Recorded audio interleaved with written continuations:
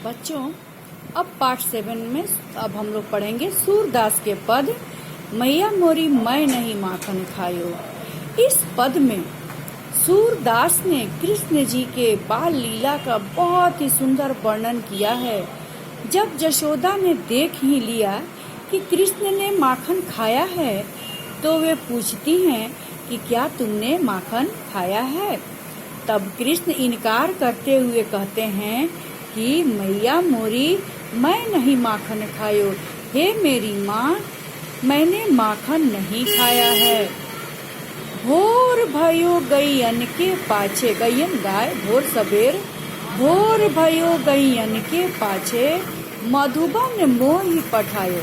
कहते हैं कृष्ण कि हे माँ, सुबह होते ही तुम मुझे गायों के साथ मधुबन में भेज देती हो गायों को चराने के लिए। 4 पहर बंसी बट भटक्यो, साँझ परे घर। साँझ मीन्स शाम के समय।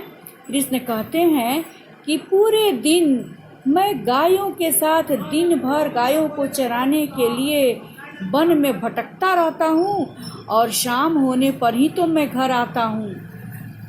मैं बालक बहियन को छोटो छीको के ही विधि पायो। कहते हैं कृष्ण, बहियन मीन्स बाह, हाथ। कहते हैं श्री कृष्ण कि हे माँ, मैं बालक हूँ, मैं बच्चा हूँ और देखो मेरी बाह कितने छोटे छोटे हैं, मेरे हाथ कितने छोटे छोटे हैं, तो मैं इतने ऊंचे छीके पर कैसे पहुँचूंगा। मैंने माखन नहीं खाई है। ग्वाल बाल सब बैर परे हैं। ग्वाल बाल यानी ग्वाल बाल संगी साथी सब बैर परे हैं। बरबस मुख लपटायो। ये जो मेरे साथ ग्वाल हैं, ग्वाल साथी जो हैं मेरे, वे सब मेरे से जलते हैं, मेरे से ईर्ष्या करते हैं। इसलिए मुझे बदनाम करने के लिए जबरदस्ती, बरबस मीन्स जबरदस्ती, उन्होंने मेरे मुंह में मक्खन लगा दिया है। तू जननी मन की अति भोरी, इनके कहे पतियायो। पतियायो मीन्स विश्वास करना। कहते हैं कृष्ण जी कि तू मेरी माँ, तुम मन की बहुत ही भोली हो, इसीलिए इनकी कही बातों को सच मान लेती हो। या मुझे जिया कछु तेरे भेद उपजी हैं, जानी पराई हो जाए। उपजी मतलब उत्पन्न होना। या तुम्हारे मन में किसी प्रकार का भेद है जो तुम मुझे पराया बच्चा समझकर इस तरह से बोल रही हो।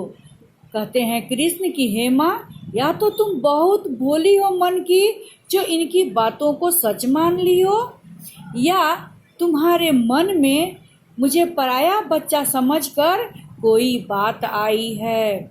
यह लय अपनी लकुटी कमरिया बहुत ही नाच नचा। लकुटी कमरिया छोटी लाठी और छोटा सा कंबल।